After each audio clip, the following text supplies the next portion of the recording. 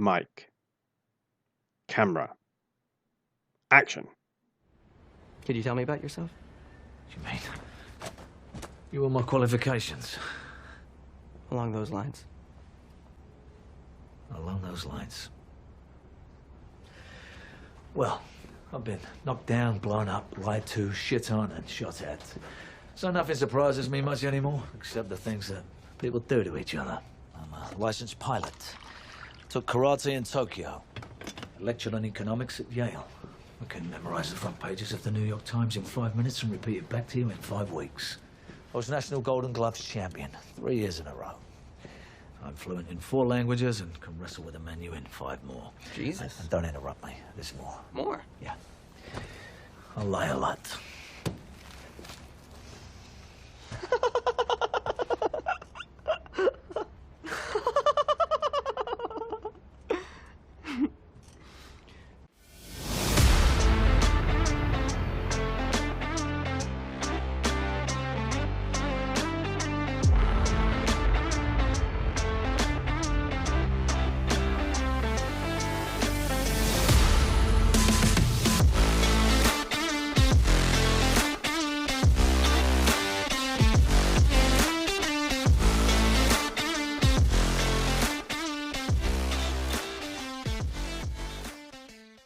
Welcome back to Filmography, the show dedicated to watching every credited film from an actor's complete back catalogue, from past debut through to present day in chronological order.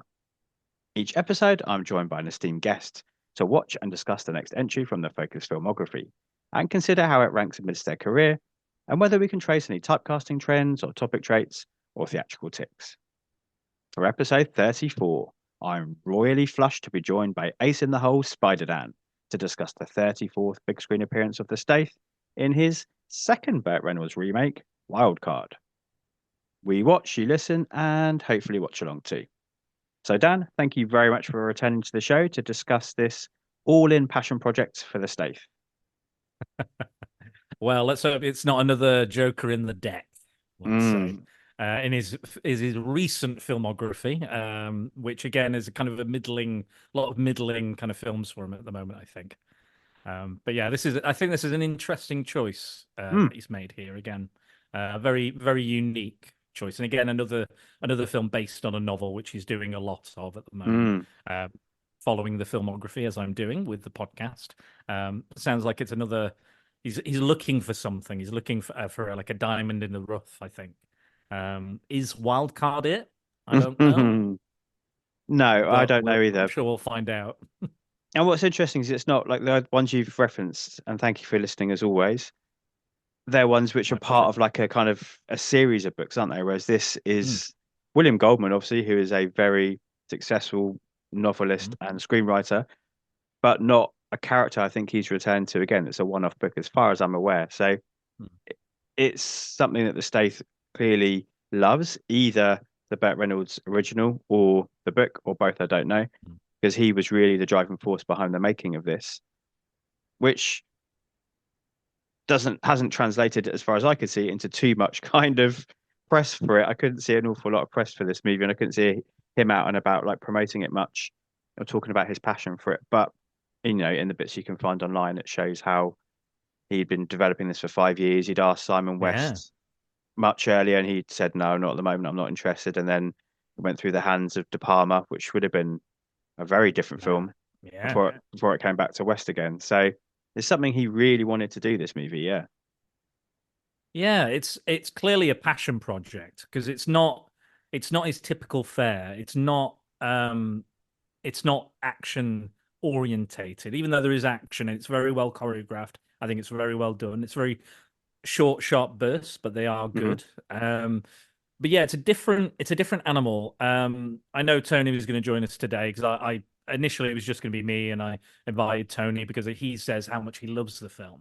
He's a big fan of it.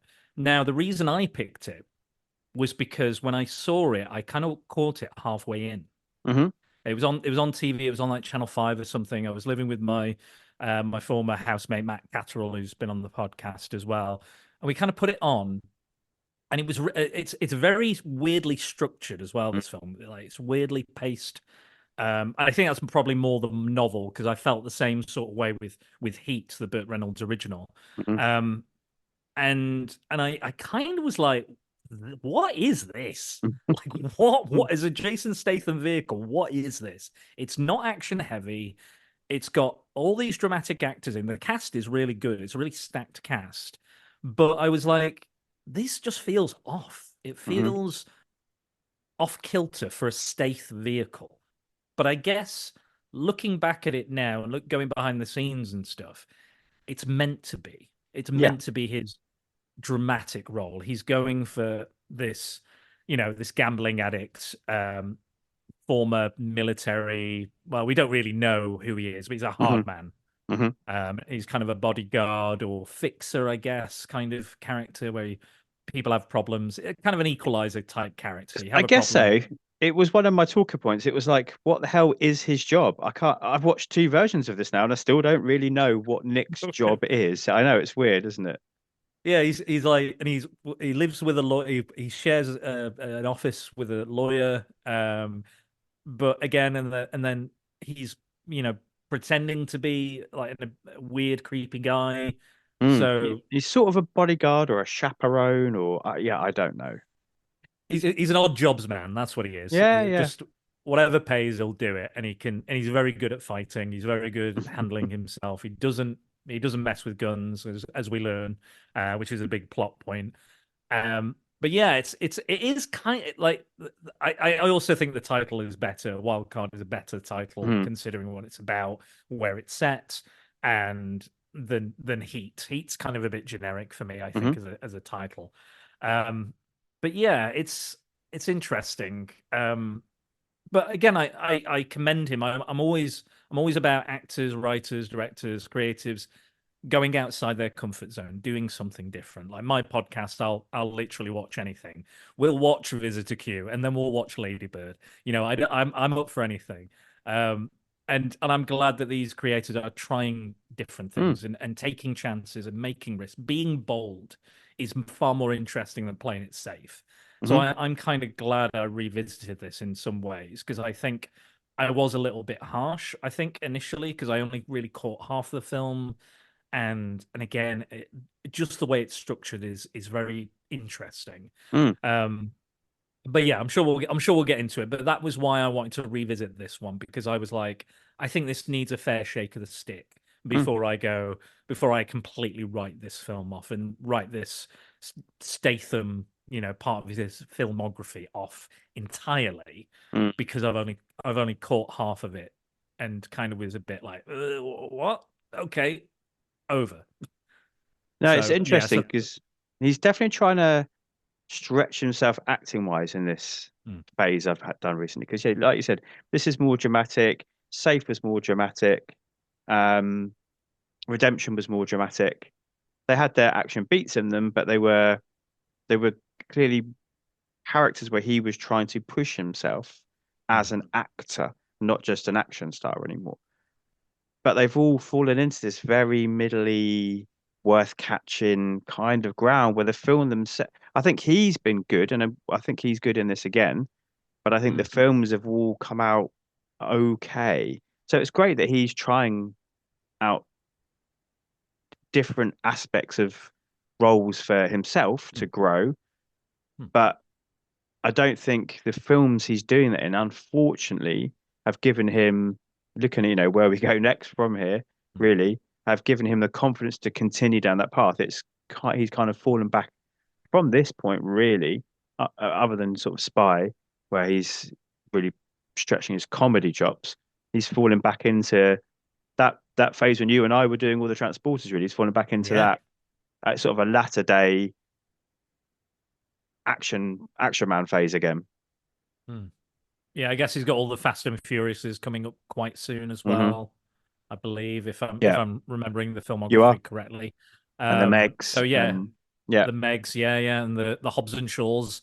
which I'm So really yeah, looking forward maybe to. Don't get me wrong, they're all great fun, yeah, and but he's going back to being the Stath again, and he's not phoning it in because he never does, but he's not really pushing himself. Whereas here, he's definitely trying to do something mm, as an actor. yeah. And I think maybe even Burt Reynolds in the original is kind of in the same kind of place in his career, actually, because he's he's doing these kind of gritty, dark kind of films that are not really his bag or not what he was known for. He was known for his kind of comedy and that good old boy sensibility from Smokey and the Bandit. So he was kind of challenging himself. I know VHS Strikes Back did Sharky's Machine, I think it was, which sounds, and there's some very I think tonally as well, it's kind of a little weird, both films, because you open with this very fucking disturbing and dark story. Yes, you do. I mean, I think you and I have done it, and we've watched the original and we've watched this We have, yeah. to have a full grasp of how, and it's really close, isn't it? Actually, there's very little difference between the two. Some lines of dialogue have been slightly updated here and there. There's some things they definitely could have dropped from this one that hasn't aged well in the 30 years since the original, and they chose to keep going with it. But also, as you mentioned, like Tony was supposed to be with us, he also read the Goldman book that this was based on. And it sounds like it really has been lifted almost. I mean, we know Goldman wrote both screenplays. So the first film only came out a year after the book, and he adapted that himself. And then he's obviously then readapted it again. How much say he had in it or what, I don't know, but his name is still on there as a screenwriter.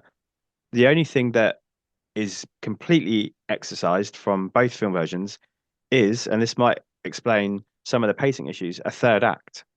There's an additional third act in the book compared to what Tony's messaged me today in lieu of not being able to be with us. So in the book, there's an additional third act when we see Nick leave Vegas. He goes off to another part of California, and this kind of gets embroiled in another little mini story. So the strange structure and pacing continues on even further, really. And I don't think this film is missing it per se. No, I don't think. I mean, because that just sounds like a series of adventures in one, like separate adventures. Like we know we have James Bond and we have the kind of little intro kind of adventure or whatever you want to call the prequel adventure or the end of the previous adventure, rolling into the main story. So, I guess it kind of feels like that, and that's maybe why when I caught it, I think I did catch the end of the dark, disturbing storyline, which I'm sure we'll get into, and then it kind of went into this again, slightly lighter, but in tone, but also, I don't know. Maybe if it was maybe a mini series where it was like, okay, we're gonna get the dark, disturbing kind of rape story, let's call it what it is, and then we have him dealing with his gambling issues. Then the kind of culmination of that, and then whatever the fourth or that final third act been, maybe it would work there because you can break it up a little bit and you can because you could segment it quite easily. You go that's there's the Cyrus subplot as well, isn't there? Yeah, exactly. And in the original, we get a lot more of that. With Disney Discussion's favorite player of all, Peter McNichol, the Dragon Slayer, who I again, that film's not great. I'll agree to that, but I rate him as an actor. I think he's good in Heat as well. Yeah, he's great in Heat. I was on board. I was like, I love this character. I love Peter McNichol, and I'm glad we got more of him. In the original one, because I was like, I love him. Like he's a warm presence. He's I love him in Ghostbusters 2. I love him in Mr. Bean. I love him in the Spectacular Spider-Man, where he plays an excellent Dr. Octopus. He's a phenomenal actor. He's great at and he's played villains. He's played very dramatic, serious roles as well. And again, the actor who unfortunately plays him in Wildcard, the same character, is not as good, not as compelling. Not as interesting. In his opening scene, pretty irritating when he comes to meet Nick at the office. Yeah, awful. I think I've seen him in a lot of other stuff. I've seen him as something else. I'm drawing a blank on his name and his Michael Angarano or something like that. I think it is. I feel like he was in Sky High. That's what he was in. Sky High. I think Forbidden Kingdom with Jackie Chan. Yeah, I think he's the lead in Sky High. I think that's what I remember seeing. Yeah. Well, there we go. but he wasn't too bad in that. But Mm. in this, he is.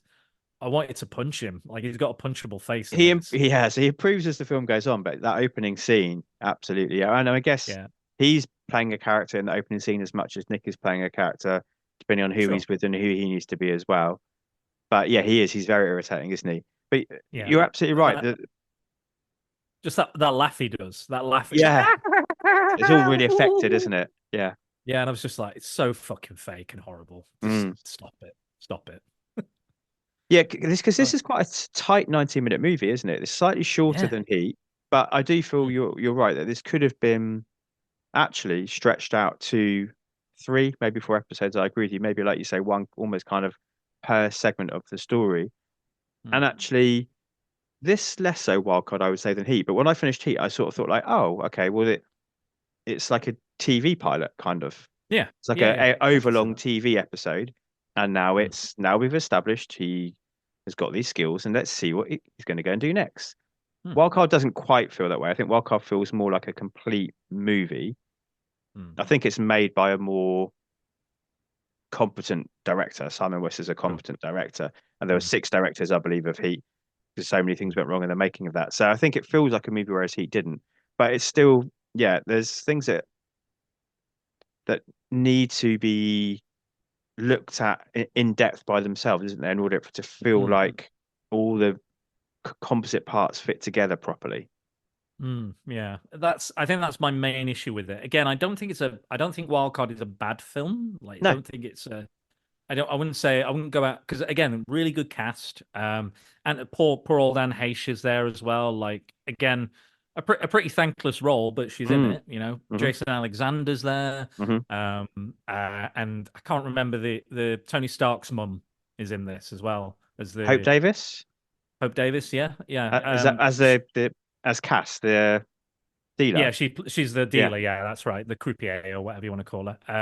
Yeah, and they're all great, but they're very like tiny roles, really, in the grand scheme of things. But I guess the Stath and the director Simon West, was it? Yeah. Yeah, obviously they've got some cred. Like Simon West did Con Air, and he did Expendables 2. Am I right? Yeah, and the Mechanics. This is his 3rd T-Butt with the Stath. Ah, okay, right. So it's the end of their trilogy, I guess. The end of yeah. So yeah, it's interesting because they're both again known for their action chops, and it does show. The action sequences I think are fantastic in Wildcard. There is no doubt in my mind. Like if you compare it directly to the Burt Reynolds stuff. Oh like yes, the Burt Reynolds film. You're like, oh my god! Like, look what we could have had in the Burt Reynolds version. It's interesting as well that both of the lead characters make fun of a guy who wears a toupee. Yes, but Burt Reynolds was well known for wearing a toupee. Very obviously in the scene that he's taking the piss out of somebody else. Very obviously wearing a toupee at that exact moment. He's like, you know, but then Stath is not exactly like. Blessed with locks either. So it's kind of like it seems really. I guess he owns being bald at least, whereas Burt Reynolds, there's the hypocrisy of the fact that he's currently wearing a toupee at the same time as taking the piss out of somebody. I know. I thought that was hilarious as well. I was just like, because I was thinking like all the way through this. Because initially I was like with the Burt Reynolds one, I was like, God, this character's a real. He's a cunt. Like he's a horrible guy. But then I was like halfway through, I was like, nah, it's staged. This is staged. It's interesting, isn't it? I did exactly the same. Yeah. The movie opens in a little small not abandoned, but like deserted bar, doesn't it, in Vegas? And there's one woman, and then there's the Nick character, Burt Reynolds or the Stath, and they're really like sleazy and hitting on this woman and getting in her personal space. And again, it works much better in the 80s one because it feels more of that time. Yeah. Of that era. I didn't think actually Stath really pulled off this scene very well. It almost felt like he felt uncomfortable performing that character. I think he's good in some scenes later on, but here he didn't really convince for me. No, but they truncate it quite a bit as well. It's kind of, I think some of my issues with Wildcard is that I think if I'd watch it on its own in isolation, I don't think I would have had such a problem with it. But when you see the kind of expanded scenes that are in Heat, you kind of go, "Oh, I kind of feel like they need to sit on that a bit more.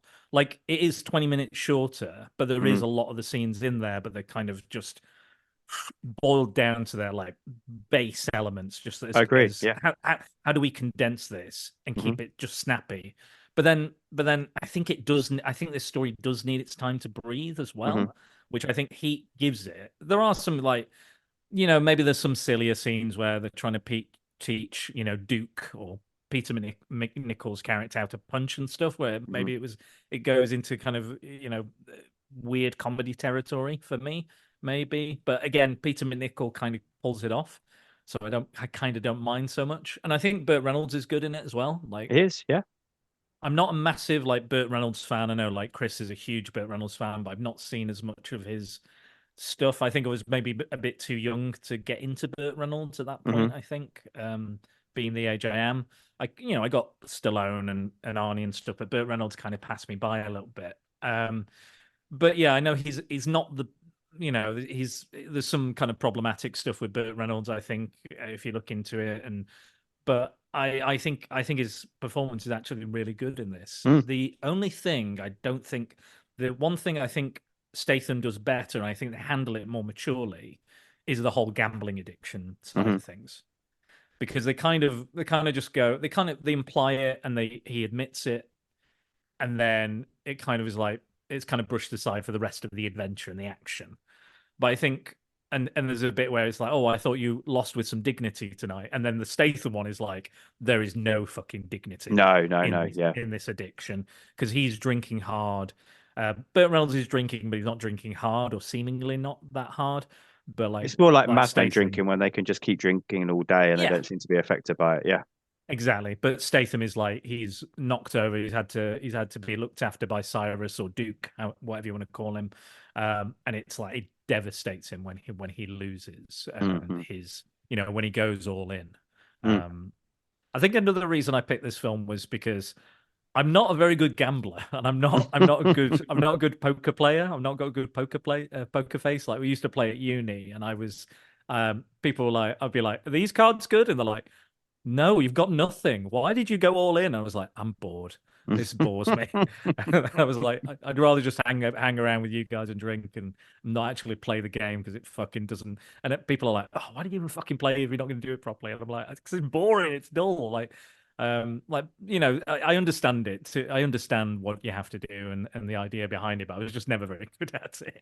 This sounds like me with golf. I mean, the couple times I've done it, like the last time I really remember doing was with my friends, like kind of stag do, I suppose. But he was out in the States, and we all went and stayed with him for a week and did all nice fun things before the wedding. And instead of playing golf, I just drove around in a golf cart all day. Now I was basically, yeah, exactly. I had a great time. I was basically their little chauffeur. But then when they were doing that, when they were hitting, and I just go off for a little poo tour and come back and pick them up when they needed me. I had a great time. Yeah, exactly. Yeah. I was much happier doing that than I would have been out on the links, as they call it. Yeah, absolutely. No, I agree with you. I would have done the same thing. I think I'm like, yeah. Hopefully not like a jackass style crash. I don't want to, no, none of that. Absolutely destroy myself. But yeah, no, I'm the same. But yeah, I think that was maybe one of the reasons as well I picked it. I wonder what Tonya would think of these, because if she's Las Vegas, that's where she's based. So I wonder how realistic an interpretation of Las Vegas this is. Yeah, I wondered that myself actually, because I mean, all I know of it is from watching TV and movies. And it feels like it's one of those films that takes pains to kind of show there's the glitz and glamour over there. Actually, over here is kind of where most of life is going on. We don't go to any of the really big casinos, do we? We don't go to any big performances. We don't see the classic fountain spray that you get in like Ocean's 11 or any of that kind of stuff. It's the street level, isn't it, of Vegas? It's the sin of the Sin City. That's what it is. Yeah. That's exactly what it is. And it is sleazy. That original film is very sleazy. It is, Heat, yeah.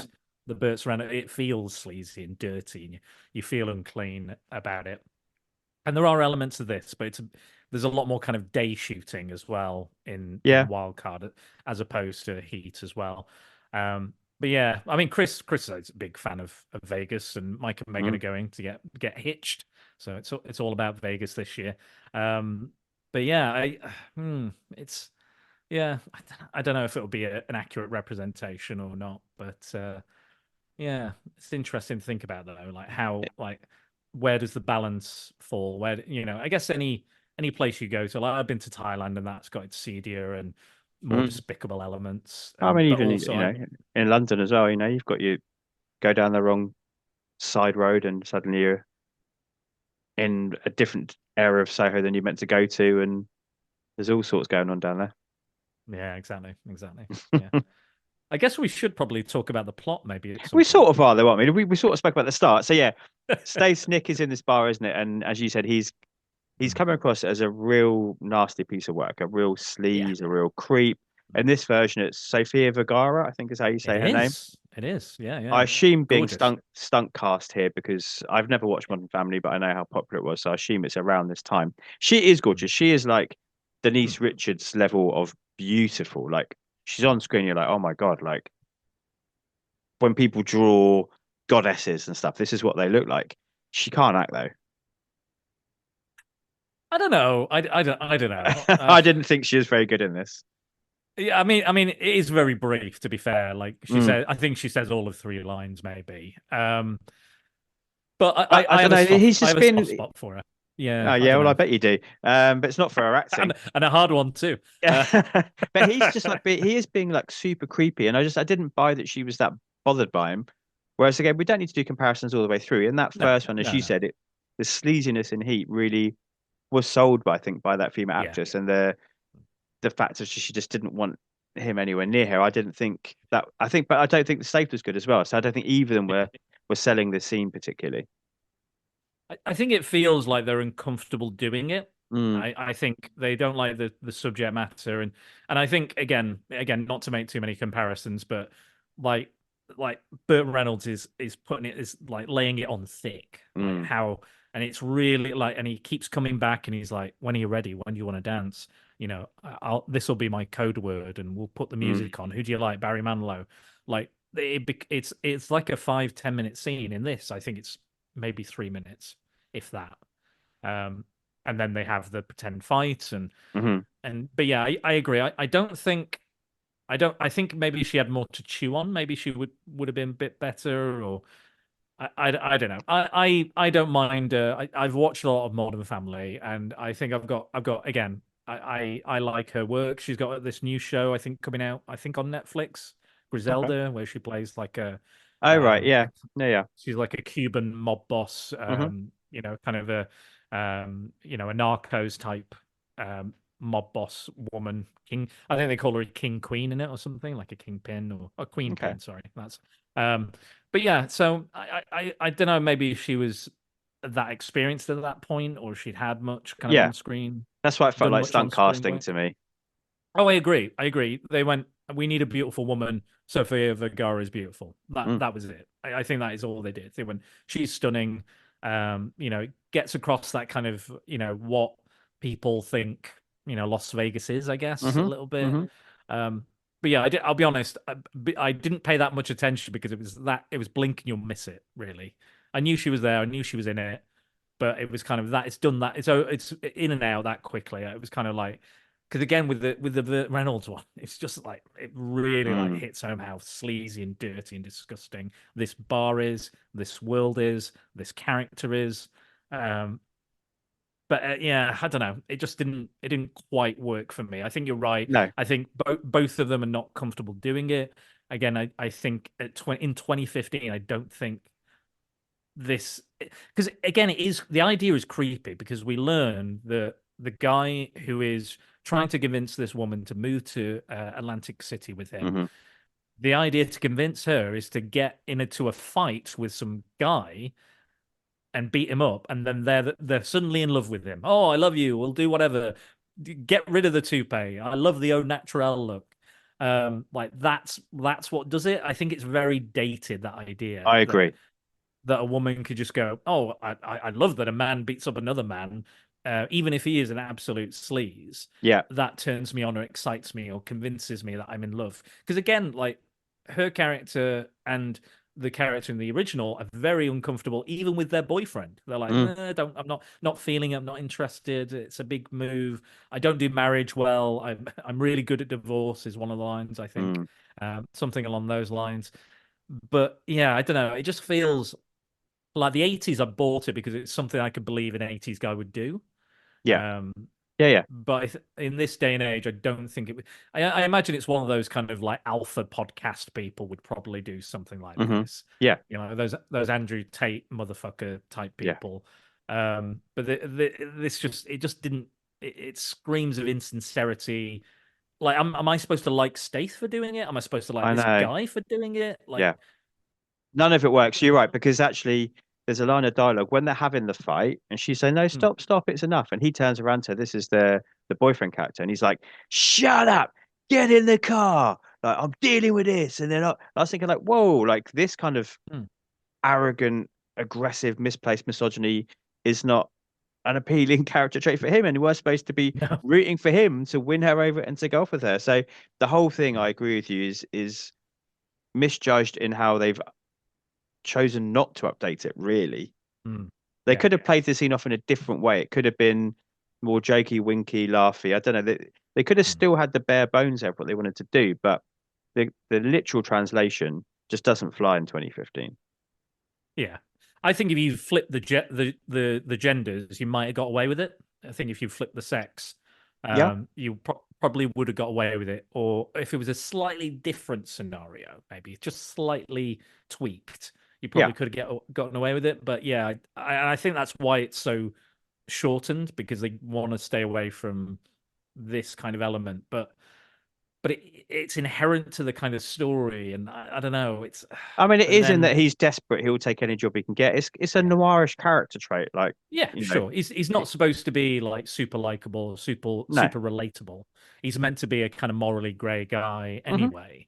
But then there's still honor to him because he's still helping people out, even though he knows against his better judgment, because it's going to get him either killed, injured, arrested, whatever. But he's still doing it, and he even gives money back. Like, he goes, "No, I don't the give guy me offers any him a bonuses." $500 bonus, doesn't he? Yeah. Exactly. But then also there's a difference in the wild card version. After this whole really disturbing storyline, she offers him money. In Burt Reynolds, he turns it down. But Statham in this, he just takes the money, which is interesting. That they try that they decide to change and alter, but other stuff they were like, no, we've got to keep that in. People will love this scene, you know. And then we go into this kind of, like, we have that moment, and we learn that he's kind of a man about town. He has a lawyer friend. He knows everybody, even people that make really offensive racist jokes. And that's, they still kind of keep that in a way in the wild card version. And then we find out there's this young lady who, in the opening of the film, is kind of the first thing we see, I believe, is this young woman, beaten, bloody, bruised, thrown from a car in front of a hospital, and she's asking for Nick, the main character. She's asking for Nick, and that's how both of them start. And we find out that this young lady is these kind of wannabe young mobster type. Basically drags her up to the hotel. Two bodyguards drag her up, and they abuse her mentally, physically. They rape her. The lead guy rapes her, and he even puts a gun inside her vagina, and is like, "If you don't tell me you love me and I believe it, I'm going to shoot. I'm going to fire my gun," which is fucking like fucking like, this is like dark shit, like really fucking dark. And then again, and that's probably why tonally sometimes it doesn't quite click for me when you've got like laughing nerd, and then you have this, he pulls the trigger and it's not loaded, and they basically beat her up, throw her, and then that's it. She calls Nick over. He's like, "What's going on? Why won't you show me your face? I need to see you." She's beaten up, and they have a relationship that he's known her for a long time. It's purposefully vague, I think, because she's quite young. It's much So less clear in this version of what their relationship is. It feels like in this version, she's a bit older. She's definitely older, the actress playing yeah, Holly in definitely. this. And it feels like their relationship has been physical to me more in Wildcard. I don't think it Potentially, has yeah. at all in the other version. It's almost like a No. surrogate father. Yeah, Whereas here, because he lives in Heat. They live next to their office is next to like a child's girls dance school or ballet something. school, So yeah. my feeling is that she's one of those girls. Sure. That Yeah, yeah. that's Makes perfect sense. Yeah. that's where they met. Is that she and he was like, and he describes her as having braces and being Hmm. young and look at you now sort of thing. But yeah, I think it's implied more so. You're right in Wildcard that potentially they could have had a and it's implied as well that he's gone down a hole like a alcoholic Mm-hmm. gambling hole, and she's was the only person who pulled him out of it, Yeah. which is interesting. But what's also interesting is he's very reluctant to get involved, even though we know he's going to get involved. He's going to help, Yeah. and she's like, "Oh, I want to sue him. I want to sue him," and you're like, "You don't want to sue him. You don't like." No, I In guess both they're riffing on that versions, whole femme fatale thing here again, aren't they? That's that sense yeah, of her using her feminine wiles or her knowledge of him or her ability to manipulate him into doing what she wants, even though he is reluctant and says he won't do it. They're definitely yeah. playing on that trope, aren't they? Oh, definitely. But he's aware of it. He knows. He's Yeah, like, yeah, "You're yeah, playing yeah. me. It's almost like You're a meta absolutely playing awareness. me." Yeah. Yeah, you're absolutely playing me. And he's like, oh, but I love you. I've always loved you. I called for your name when I was in the hospital. I've always cared for you. I've done all these things for you. I think about you. She tries to give him the money, but yeah. So basically, she hires him to find out any information, finds out who he is, visits him, and we have Doesn't take again. It much plays effort, out to be very fair. He goes to see one no. contact he's got. He meets her in a diner later. She makes some weird comment about how Brits are dirty. I didn't really get that bit. Did you pick up on that? Yeah, so in the Heat version, there's some guy he knows, and they're like, and because he's a kind of a man about town, he knows everybody in both versions. But in the Burt Reynolds version, there's a guy who's like making, literally, he's going, "I hope these aren't offensive, these jokes," and then he makes the most Hmm. offensive, racially charged jokes ever, and he's like, "Oh, a bit too racial." Oh well. So I think it's her. I think what they're doing is they're trying to riff on that the Yeah, black yeah. woman is being racist. So, and he's a bit like, okay, why would you think? And she's like, I hope that's not too racial. So I Yeah. think that's his All way you of, Brits, you're all really dirty. Like, when I have to go in and clean up hotel rooms after yeah, you've been in and blah, blah, blah. I don't know. It just, is that a thing that's yeah. known about Britons around the world that we're And all then, dirty and then, people? I don't yeah, know. really dirty. I guess we got bad teeth. I guess Hmm. all that stereotyping. But also, she's like, if you were black, I'd shag you. And Yeah, I was she like, is. Yeah, oh, okay. He's like, yeah. he just doesn't really know how to respond to all these comments. Um, and like in the again comparing a lot, but in the Burt Reynolds version, it's just like a nice. They just have a very Hmm. jovial, nice relationship, nice chat about this horrible, horrible piece of shit. But yeah, yeah. And then he basically lets himself in. He implies that he's a pimp, kind of, and that he's got a girl He for this does in a guy. Santa hat. Yeah, in the wild card version. Didn't If feel necessary. well, that's the thing about these. It's two alternativity stories It movies, aren't is, they? but I mean, it's just an excuse to stick a hat, Santa hat on Stath, isn't it? It's Yeah, so true. out of place with anything else that's going on in the movie. They Uh, definitely use the Christmas music a lot more in Wild Card than they they would in do. in I, Heat. I didn't Yeah, know if maybe he was trying to be like he's trying to downplay how threatening he is. Like, oh, look at me, I'm silly, I'm wearing a Santa hat. yeah, So that they would yeah, invite him yeah. in. I guess is Sure. it doesn't really. I don't know. They didn't really play it up enough because he's still acting. I'm still just Dave. I've just got Yeah. a hat on in it. Um, Mm, it didn't really play. I yeah. wasn't really sure on that moment. Yeah, but Stath breaks it. He basically comes in. He speaks to them, and he's like, "Oh, have you got a girl for me?" And they're like, "Is she pretty?" And he's like, "She was." And he's like, "What?" And he starts talking about what's happened to her and, It's and who she is. And Milo Ventimiglia, isn't it? The guy from yes, Heroes and heroes. Rocky Balboa and yeah, Yeah. Who I Pathology. don't oh fucking hell! Don't remind me about that film. Jesus Christ! Oh, shit. That was my own written clone wars on letterboxd I did for my for the top 5 medical Hmm. professionals. But Jesus Christ, yeah, that was a bad one. Yeah, I don't mind him as an actor. I don't hate He's him. I fine. don't love him. He's fine. He's fine. Yeah. But He's no in threat for the this. Stath. It's actually a bit of a trend at the moment. You know, James Franco and Homefront. Yeah. No, like he doesn't feel like a threat. Milo Ventimiglia, he doesn't feel like a threat. No. There's certain actors who you've got to cast the right villain next to them. Mm. Franco's is supposed to be like a talker, I suppose, and here I guess he's Yeah. a bit of a talker again. It's his sense of self-entitlement, isn't it? Because he's a Yeah. gangster's son. But the whole time he's talking and he's trying to be threatening, I'm just thinking, well, when Stath opening up a can of whoop ass, because you stand no chance, mate. I never felt like that he was really in any danger. Yeah, but I guess that's the same in the Burt Reynolds one as well. He's a weedy little kid, isn't he? Really, but he's a fucking little. He is. shit. That's true. But his I don't know. Maybe it's the bodyguards as well. The bodyguards feel a bit more threatening in that first in the 80s version than they do here. But yeah, true. But yeah, and he manages. They're about to kill him. They offer him some money, and then and I don't. You can notice the amount of money change from the 80s. Yeah. The 2015 version. You're like, oh, that's gone up. That's interest. That's the economy's going up. But yeah, so he offers him some money, but then he just gets a gun out and just like, you're a stupid idiot. And then Stath, the classic. Don't you know who I am? Don't you know who I am? Don't you know who I am? I'm the best. And then the Stath just literally like he's like I've got a credit card. I'm legit. And then he slices like one guy. It's it's almost shot for shot similar quite to the original. Back headbutts the other guy and breaks his nose, doesn't he? Yeah. Breaks his nose, cuts the guy across the head or the eyes with the credit card. Throws something at Milo's character. Another credit card, I think. Yeah.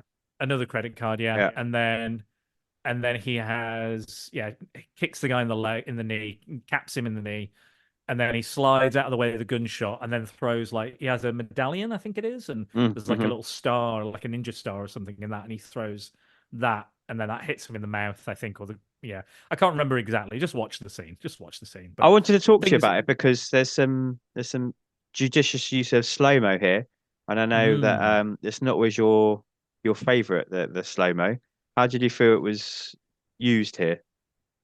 I didn't mind it because it's short and sweet. Again, they don't spend a lot of time, don't linger on it. I've got no issue with slow-mo. I'm a Sam Peckinpah fan, and he's like the king of slow-mo. So sure, I've got no issue with it as a device, as a storytelling device, as an action device.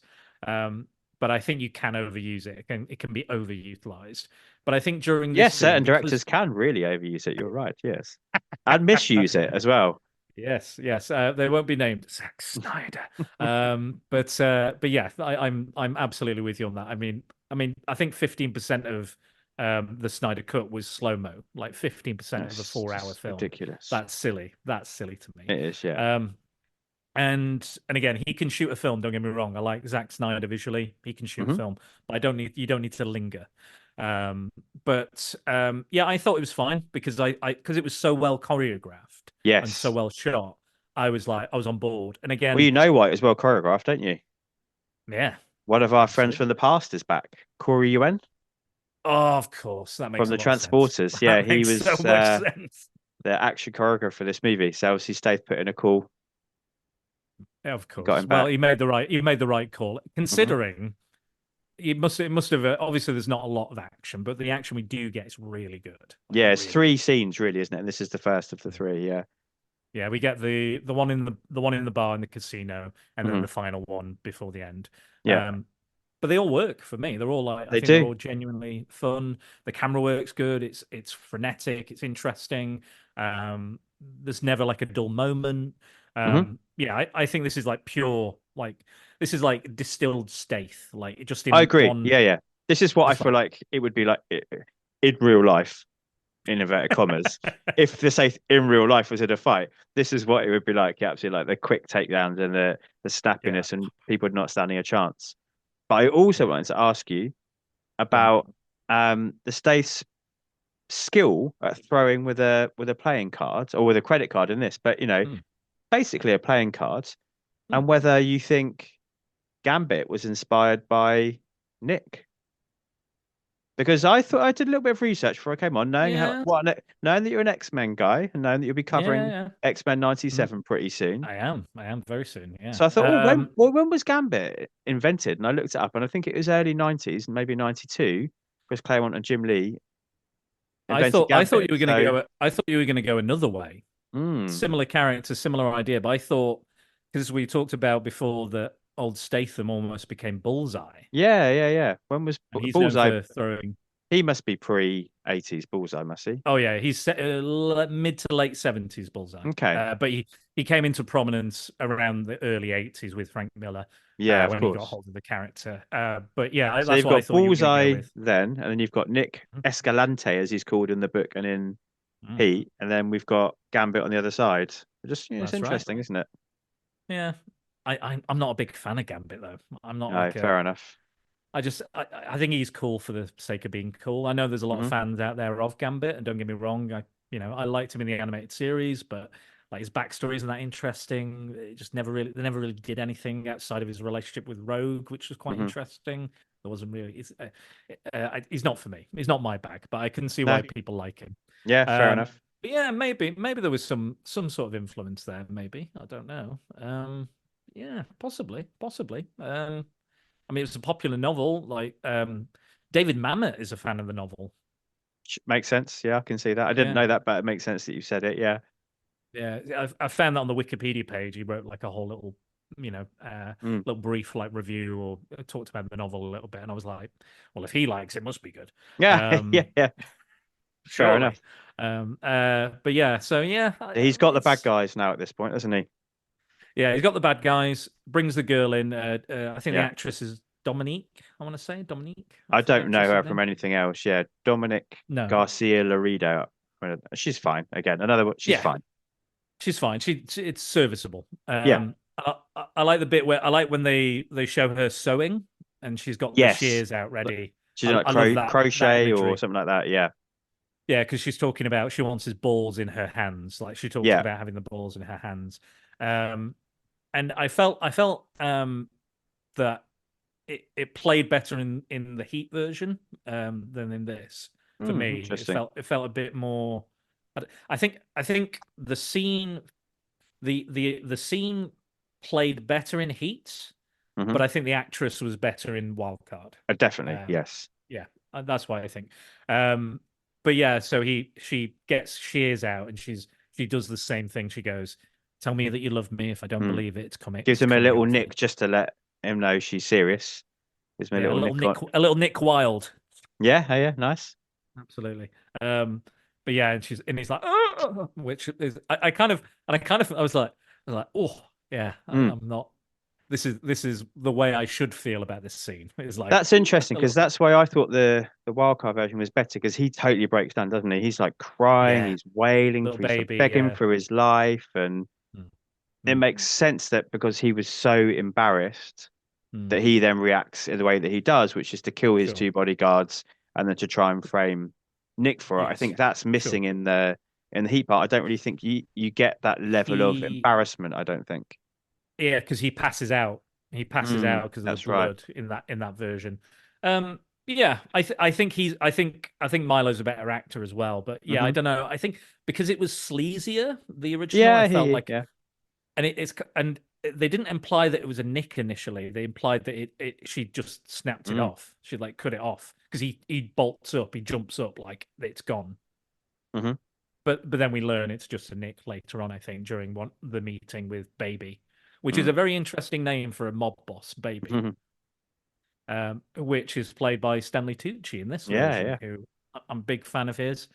And I think he's great in this, Stanley Tucci. I think, again, very small role, pretty thankless role, but he makes it. He absolutely makes that character. Like, he just calm, suave, confident, and, it's a really interesting, it's a trial. Like they're making out like it's a trial for his life. And I love that they get the chair ready for Nick to sit down in, but they put all the black kind of canvas down, so like implying that they're gonna murder him and they're gonna wrap him up and bury him in the desert, which I thought was really cool.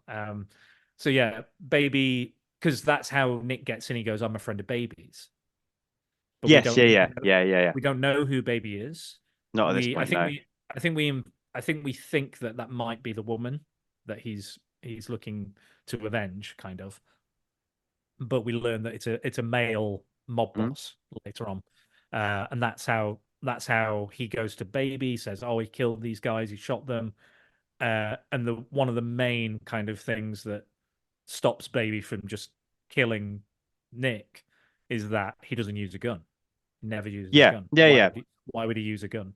I think that's quite a bit further later, isn't it? Because Mm. the weird pacing you talk about at the start is that in between all of this, we have had a scene in the office where Cyrus has been in. We have had a scene where he's gone to the casino with Cyrus to show him or showing him around kind of Vegas. So Yeah. these two storylines are kind of intercut, aren't they? In, Mm.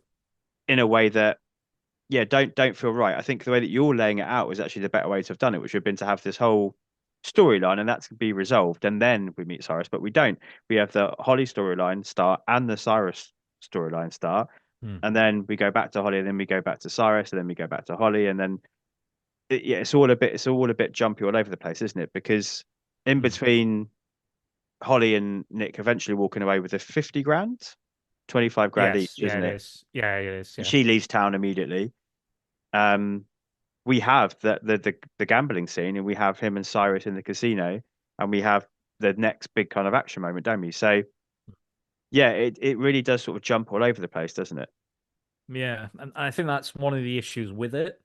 Um, I think it's kind of almost like there's too many stories going on. There's too I many agree. I agree. plot threads, and you need to stick to one. Is it going to be mentoring Cyrus? Is it going to be the Dominique thing? Like, and Yeah. if it is the Dominique thing, why not stretch it out? Because it is stretched out technically throughout the film. But Hmm. again, we have all this kind of intercut stuff. We have the gambling addiction stuff. He takes that money, so he gets the money.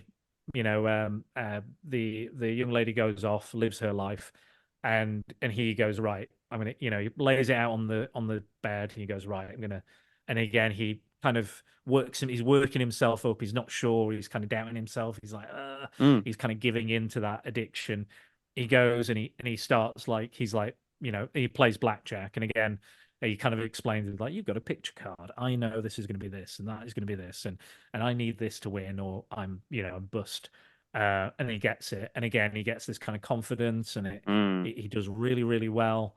That's the best bit of acting for him, I think. Yeah, The clip of him talking, it's Cass. They obviously know each other really well. The clip of him talking about like, this is my moment. I can sense it, and because she had been saying like, I've been hot today. She's about to go on a break, isn't she? She's like, I've been hot today. yeah. I've been wiping everyone out. Don't come and play with me, Dick. Don't come and play with me. Mm. And he starts with $5, I think, and he loses that, but then he starts putting down hundreds and building up and up and up, and he's doing really well, isn't he? And Yeah, but it all spirals from that point, doesn't he? When he says, "Yeah, you've got a king." I think she's got a king up, and he's like, yeah. you've got another Picture picture card, I card, think they said. and Yeah, I've got 19, so I know I'm going to lose, but I need this too. And the delivery of that dialogue of like this kind of like last chance moment for me, like, but I've got to grasp it. I've got to take this chance. I thought was where he really did step up his acting game. yeah. I agree. I think that works. That works really well. I think that was his moment. He goes, right, this is it. This is the scene. It's Mm. quiet. It's calm. It's all about me. It's Hmm. about my performance, about this character, about this character's drive and motivation and need. Like he keeps talking about Look riding on his shoulder. Like Look's here, He does, yeah. Which is interesting tapping his because Stath shoulder. has that really like hunch hench look to him. He's got that perfect like kind of something on his shoulder look. Yeah. Like he's like his biceps so big he can't really touch his Yeah. shoulder almost. Which I believe. And yeah, and again it's like we get this wonderful kind of sequence Hmm. of again it's the it's before the house always wins. It's the kind of like the winning, and it's Yeah. everyone's laughing, everyone's drinking, and the dice are rolling, and roulette's going on, and everyone's cheering, everyone's right behind He him. starts playing the whole table, doesn't he? Because they refuse to up the stakes. So what he starts doing is playing Yes. all six slots, and he's Mm, winning in all six slots every hand, mm, or mm. enough each hand that his money's still building up. Yeah, yeah, yeah. Yeah. And he's got that big stack, and he's talking to Cyrus, and he Who kind of he's softens a rejected bit. earlier, hasn't he? Yeah. So the night before, He rejected Cyrus, Sorry, didn't yeah. he? And said I'm not up for this. He goes out with him, doesn't he? Shows him around, and he's like this is but like kind of, but doesn't say it, but he's like, this is beneath me. I'm off. I'm not doing this anymore. Yeah, because Cyrus is like he's talking about he wants to be brave, he wants to take Mm. chances and risks and stuff, but then he goes in. This guy who he's like, don't call me kid. I made $7 million on Yeah, my 18th birthday and whatever, or however much. Like the money I don't changes think you're between the right. Yeah, yeah, films. Yeah, I think it something like was. that. And he goes, and he's like, don't disrespect me like that. But then Cyrus is going in and making the lowest possible It's a bets. $10 bet table, I think, isn't it? Yeah. And he like the Met and Stath's like, yeah, what a high roller, what a big guy. He needs a bodyguard because that's what he hires him as, a Hmm. bodyguard to show him around. And he's like, you don't need a bodyguard. There's a cab. You can get a cab outside. No one's going to attack you in a casino. I'm off. But then at this point, he's still there, and he's like, "Are you up?" And he's like, "No, I've lost quite a lot." And he goes, "Okay." And then he like buys him a drink, and he's like a Perrier drinker or Mm. Fiji water or Fiji whatever it is. water. Yeah, I don't know what that is, Yeah, but all right. yeah. I think it's like a kind of a fancy brand of water, I think. And he's like, yeah, he's not a big drinker. And then Stath kind of, he's like, here, have a drink. And then he requests Stath's favorite drink, Hmm. Nick Wilde's favorite drink, and they share a drink together. And he talks about his dream going to Venice and living a life and having enough money to live over there. And Yeah, yeah, this having one it's years. this one it's not Venice. Is it? I think that's in the original. This one's Oh yeah, um not the Maldives. It's oh, I can't Corsica. remember. Corsica. Oh, okay, Corsica. Yeah. Sorry, yeah. I for some reason I was like, that must be the capital of Venice for some Yeah. reason. I just assumed. I don't know why. But yeah, so he's talking about that. He's like having a chance, getting out of here, getting out of Mm. Vegas, because he loves Vegas and it is very him. But he knows how bad it is and how like soul rotting it Yeah. could be to live there potentially. Again, never been to Vegas, don't Well, know. But yeah. So soul rotting for him because he knows he's just going to get him drawn back into this web of this cycle of being up and yeah, then down and up and then down and up and then down, and it's clearly yeah. doing his mental health, and isn't it? Absolutely, absolutely. So, and then because he walks away because again Tony Stark's mum, I can't remember, I can't remember her name or the character's name, but she walks away. That's the end of her break. Yeah. So he's like, yeah, and then all of a sudden he goes, "What if I was wrong? What if Mm. Lady Luck is still on my shoulder? Why did I give up so easily?" He just all of a sudden like, and you can see it. You can see the cogs of the addiction working. Mm. I think, and I 100%. think this is again where his acting is really good because Yeah. he's selling the idea of addiction way better than Burt Reynolds could. Yeah. Burt Reynolds is kind of like, I'm addicted. He gets the crazy look in his eyes to stay here. He really Yeah, like kind of like starts bugging out of the thought of like yeah, going back and doing more. Yeah. yeah. Because he goes over. He's going to cash the chips. He's got all these chips. He's going to Well, cash he them. ends up winning fuck you money, doesn't he? He ends up He with does, yeah. 500,000. Yeah, five hundred Yeah, thousand. yeah, yeah, exactly. He's after that fuck you money because that's it. Because he goes, oh, I need fuck you money, and then he has the fuck you money, Mm. and he goes to cash it, but then he just has like kind of almost like just like It's a like a panic panic attack or attack. something. Yeah, yeah. Yeah, yeah, yeah. And he goes, no, and he goes, this isn't enough money. This isn't enough money. I need more money. I need to go for it. I need the million. And at that point, and Cyrus knows at that point, it'll never be Mm. enough. Like it's Hmm. never going to be. He's chasing the dragon at this point. He's full on giving into the addiction, and then he goes all in. He Yeah. gives it. He goes, Well, it's an right. inverse of the earlier scene, isn't it? So Cass is back at the table, her break's finished. Mm, She's got a 10 card down, mm. and he's got 17, I think. He's got 17, and she's got Yeah, 10. yeah. And he says the same thing, doesn't he? Like, I need a 4. I know you've got a face card there. Yeah. He And doesn't then get his 4. it doesn't. He doesn't, and Gets it's he really gets a like, 6. and it's really, like you feel bad. You feel like Oh yeah. fucking awful. Like you feel like you're like fuck. He was so close, and like. But and again, he doesn't admit it. Again, like in the Burt, I know we're not comparing, but in the Burt Reynolds version, he goes like, "Yeah, I'm an addict, whatever." Hmm. But in this, he doesn't want to admit it. And again, I think we see some of his best acting because he's like, "Fuck you!" Like I've not got a problem. He won't admit he has a problem, Hmm. which is again the first step to any addiction is admitting you do have an issue. And he's like, nah, and he does eventually goes, no, you were right. It would never have been enough. Yeah. Never. and again, I think this is one of this section, this gambling addiction section of the film, I think is probably his acting highlight. It's not his kind of action fighting No, highlight, but it's this and his I think the scene with Baby, yeah, and Danny, I think, yes, yeah, definitely, I agree. And there's a little interesting character beats, isn't there? Because he gives the waitress $6,000.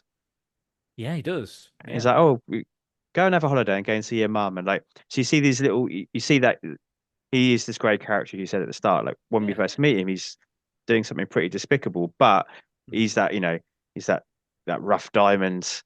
He's, Yeah. there's a good side to him, and we do see these little moments. So I thought that was quite a nice one with the Yeah. waitress. It's kind of the saving the puppy moment, isn't it? We've got to know that this guy's actually not all that bad, and Yeah, he would do nice things. He would give money away, yeah, and I think you see more of that in the Burt Reynolds version because he keeps giving people money back, hmm a bit more.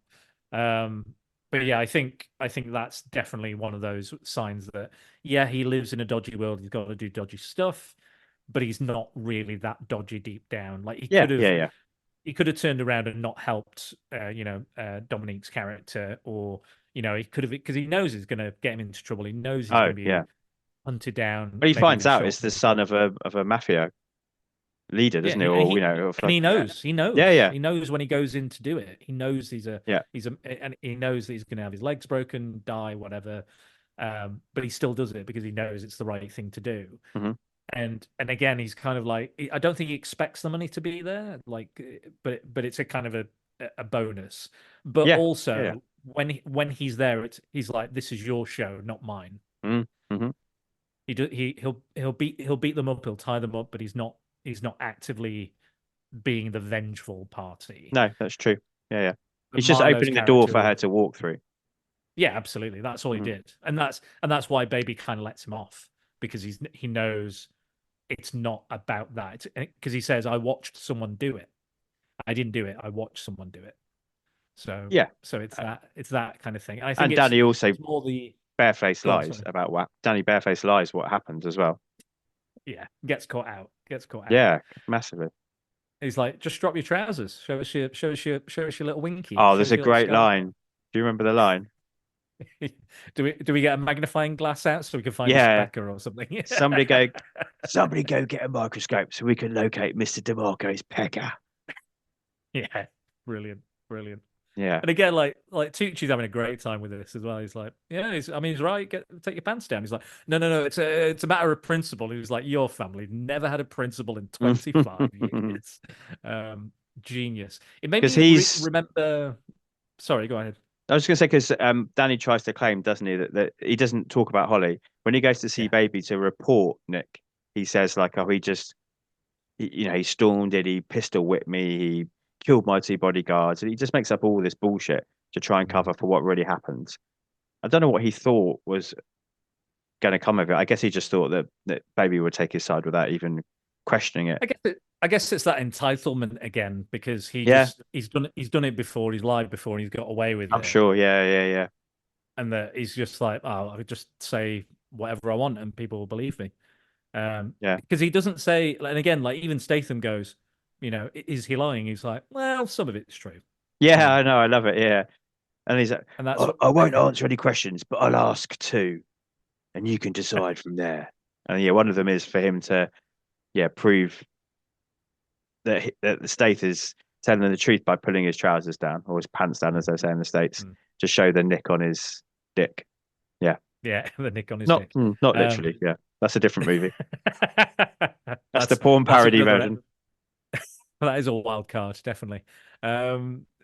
Yeah, and Stanley Tucci turns around and he's like, "Why do you think he did it? Why do you think he killed them? Because he knows." And as you it's said, really interesting. he doesn't use a gun. Like we all know, Nick doesn't use a gun. Yeah, yeah, that's why he does all these weird card tricks and things, because he doesn't. Why would he? He and doesn't again, have to. Yeah.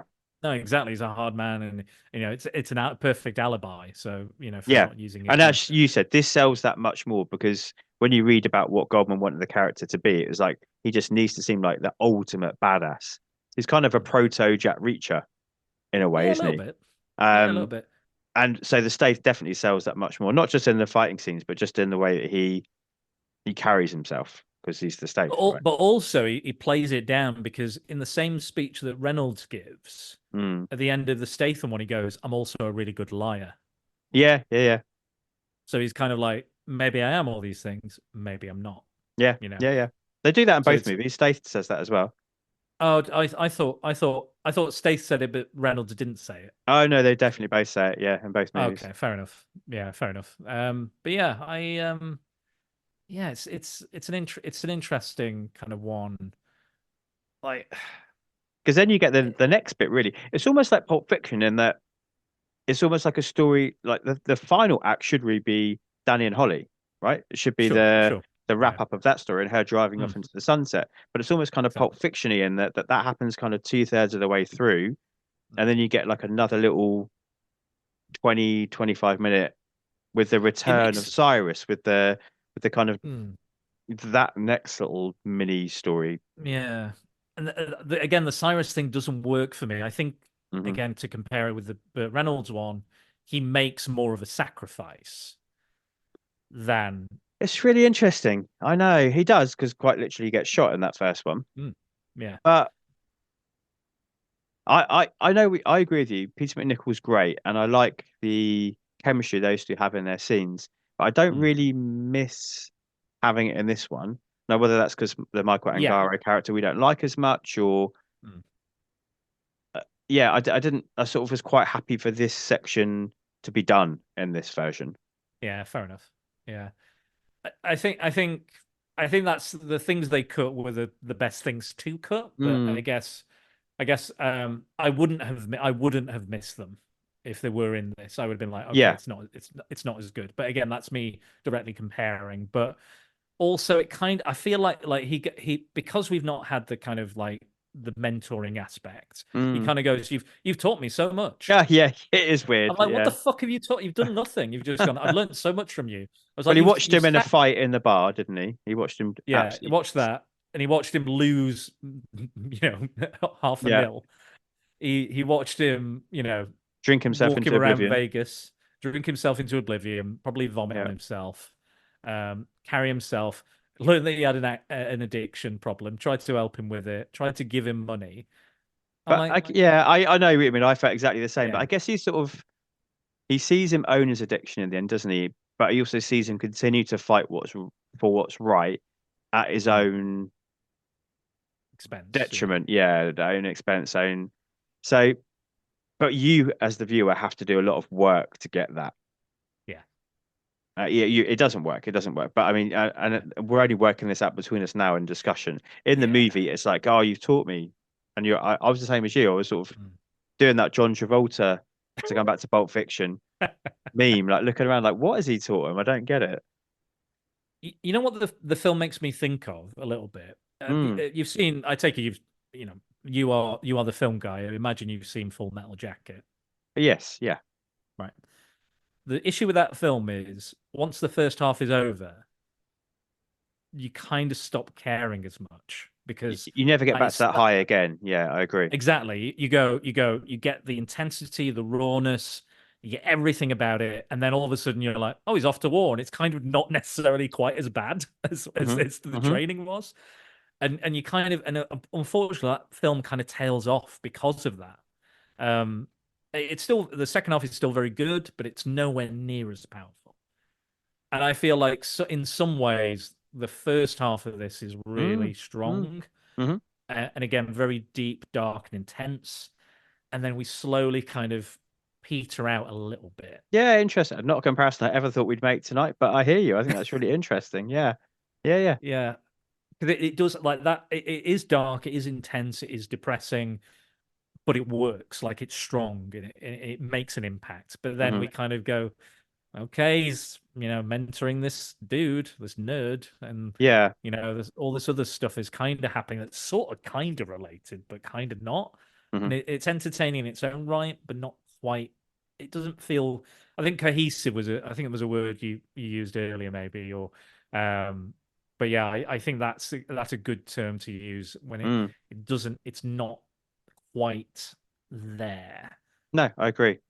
Yeah, it's a tough one. Again, I don't hate it. I don't love it.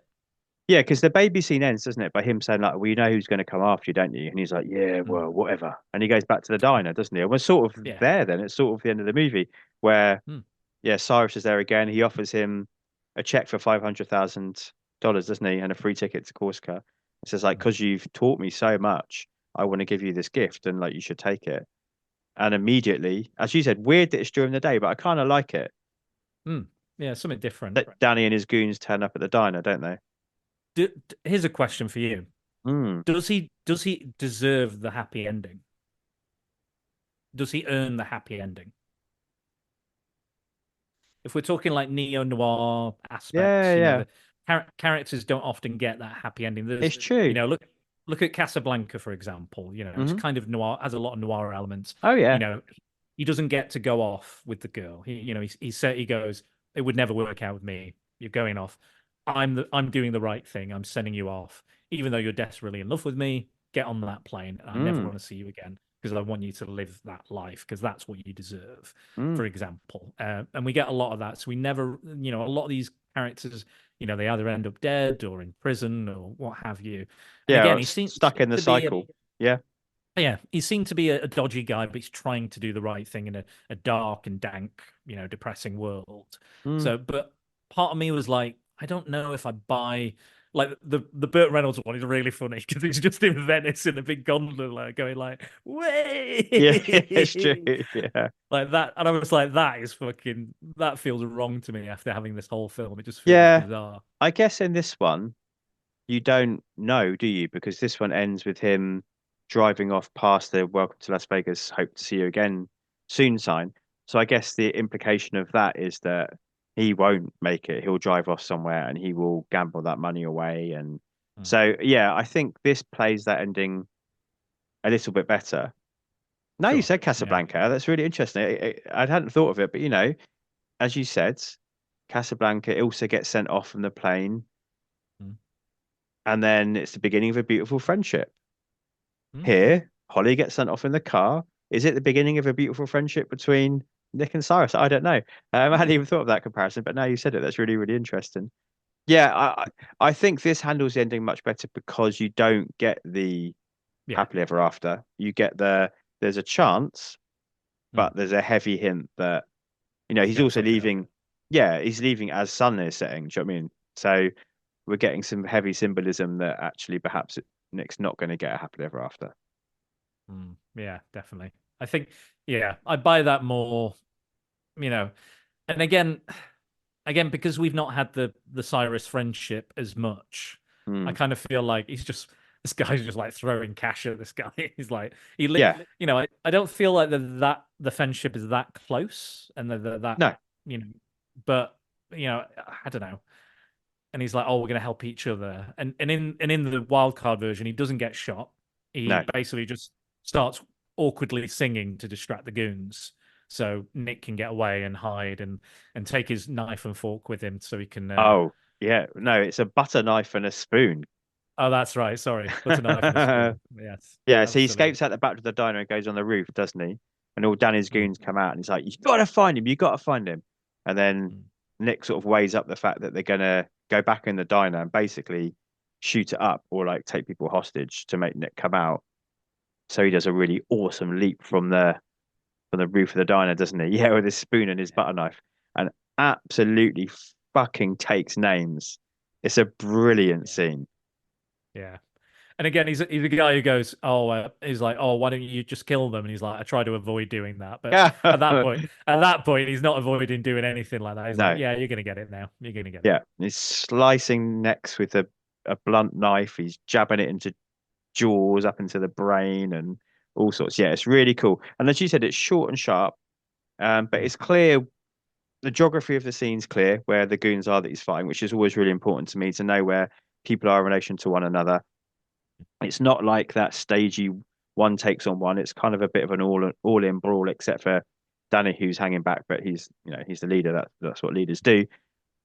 And then I really like the kind of visual gag at the end when he takes Danny out last and he literally slams the butter knife up into his head and yeah, Danny slumps back against the bin and then the logo baby sanitation is there on the. Don't know if you Ah, noticed, like on the big. I don't know no. what you call them, like the big on four Dumpsters? wheels, like like dumpster type they have in the States. Yeah, baby sanitation logo was there, which was quite good fun. Clever. Yeah, I didn't see that. I didn't notice that, but that's like Mhm. taking out the trash. Absolutely, Um, yeah.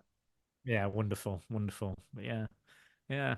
Like I had fun with it. Don't get me wrong. I know I've critiqued it and compared it to Heat quite a bit, but I had fun with it, I and think we have to I'm because glad. they're so closely connected. I think for a lot of remakes, they sort of go out my head as I'm watching it, but this one, because it followed the beats so closely, I think it's natural we've done that. Yeah, I think so. And again, you could argue it's not a remake. There's another adaptation of the novel if you want to go that way. But yeah, Yeah. I think it's important to look at. I'm glad we watched both because I Me think it's too. kind of important to do that. And I appreciated seeing again, I've not seen many Burt Reynolds stuff. hmm I think I might have suggested this at one point for like a Clone Wars as well because obviously they're Mm. Mm. quite similar. I think at one point. So I think we've kind of done it anyway here, but um, yeah, I Quick, think whip the it's a categories out and we'll go through them. quick acting cinematography. Now we'll save that for another day. Um, this is your show, not my show. But so yeah, I don't know how. Again, I've not watched all the kind of recent ones you've gone hmm through. I don't know how it holds up in comparison to some of those, but I like that it was I like that I revisited it. I like Yeah. that I didn't just kind of sack it off because it was like, oh, I didn't quite get this, we can't quite understand it. But Mm. having watched both of them, I have a clear understanding what they were trying to do. hmm But again, I think the novel itself is as much as I've heard it's good. I think you are correct. It sounds a bit segmented, Mm. um, weirdly, and maybe tonally is a bit different. Um, but I'm glad I revisited it. I'm glad he's trying something a bit different. Clearly, it's a passion project. He liked again remaking Burt Reynolds movies. Already done one. He Yeah. has remade Bronson films. It's clearly something he enjoys doing or looking Yeah. at or wants to do his take on it. Um, but yeah, I again didn't hate it, didn't love it. Don't think it entirely works, but don't think it's entirely a bad shot at something like this in a dramatic. His dramatic stuff is really strong in that Yeah. section, and the action sequences obviously Korean, you know, choreographed those, so hmm they're of course awesome. But yeah, so I think if you are a Stath fan and you're looking for something a little bit different, not Mm. quite the standard action stuff. If you want to see him go a little bit more kind of insular, a bit more kind of dramatic, a lot hmm more kind of showing emotional and acting range, I think this is probably the film for you.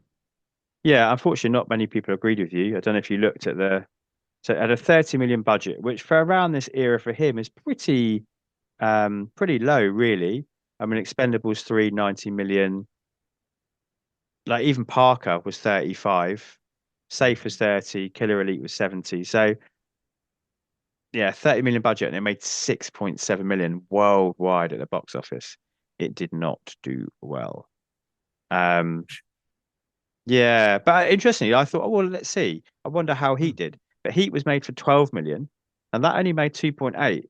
So clearly this okay. is just not a very adaptable story. It's just Hmm. not one that people want to see. Which And I think, the writer wrote both screenplays. You said, yeah. yeah, he did. So it was interesting when you said like it's kind of a readaptation. I think actually in this occasion, it's about as much of a remake as you can get because they True. remade his script rather than, Hmm. if you know what I mean, because he did the Yeah, yeah. adaptation anyway. It's Hmm. just kind of you can really trace that backwards. So yeah, I don't know. It's in that era. I think in the era that I've been going through, I have been calling the safe states. It does just it's kind of the final one. It's not the final nail in Hmm. the coffin. I think there's lots of things, and I think we've highlighted them that you can recommend from this. But Hmm. I would put even the Expendables in this safe era because although they're good fun, they are what they are. There's no Yeah. like Yeah. it's just that kind of middle act of his career really where he's tried a couple of things out and they're okay, or He's relying on very familiar characters, but he's not taking chances. And then suddenly you get Spy, you get him stepping up like another 2 gears in the Fast and Furiouses, and then now he's a global superstar. So it's kind of the last entry in this middle act for him, I think. Yeah. But I think what you're saying there is I think this is the stepping stone between the safe Stath and him taking some chances. Like I think this is somewhere because there is something he's risking here. There's not as much action in it, which is what people come to expect. The stereotypical Stath action film, what you Yeah. expect from him in his filmography. It's somewhere between both. It's getting to a point where he's looking to take risks and chances and being bold, but he's still got one foot in one world, the safe world, and one Yeah. foot in the bold world, I think.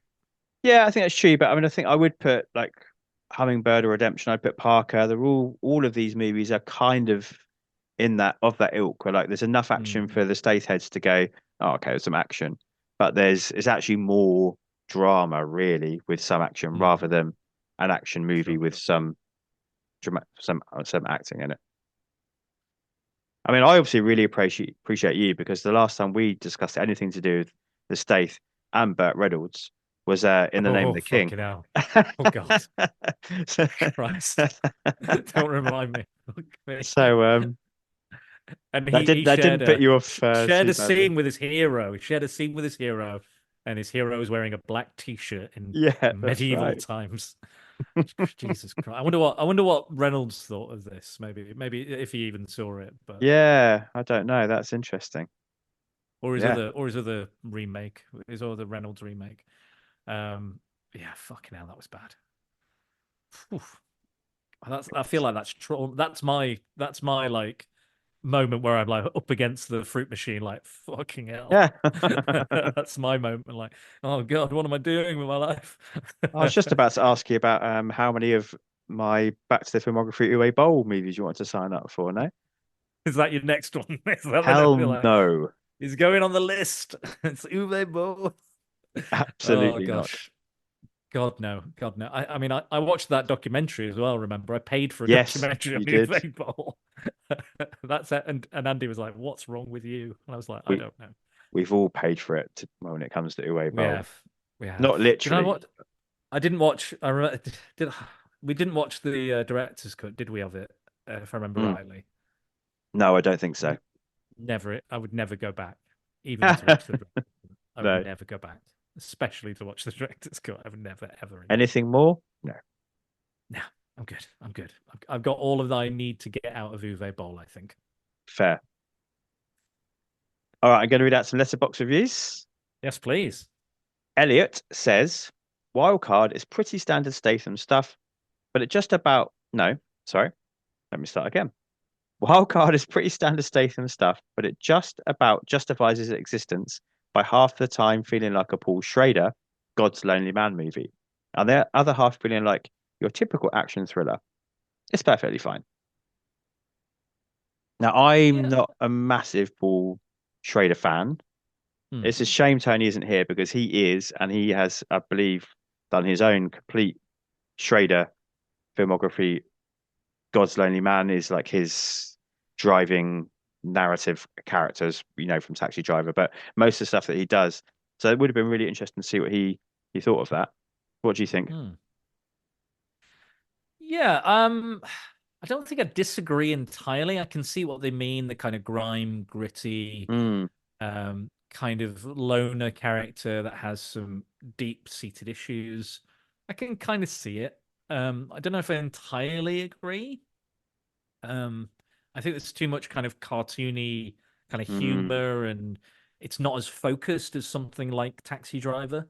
There's too many, again, Taxi Driver, he has all these kind of he does have some kind of plot threads and narrative, but there's still a focus and a drive there, for lack of a better word, than this. This kind of, again, it's the segmented elements that you feel are segmented. I know they're thinly layering, the other plot threads in, but it's still it's so minor when they filter back to another plot thread. It's kind of like, why even bother? You might as well just. It's so thinly veiled. Why not just again cut it, make it a mini series, and I think it would be a banger. I think it would be an absolute banger as a mini series. It sort of needs to be like 3 days in the life of Nick Wilde, doesn't it? Yeah, 100%, 100%. Yeah. Okay. Doppelganger Dev says, much like the Burt Reynolds adaptation Heat, it's a mixed bag. On the one hand, I like Statham more in this role. He also has slightly more quirk to him, and the fights are very solid. On the other hand, the supporting cast is wasted, and the noir and crime trappings never feel all that significant. Old Vegas is a cool place, but it feels like we're at Hope Davis's poker table for half the movie.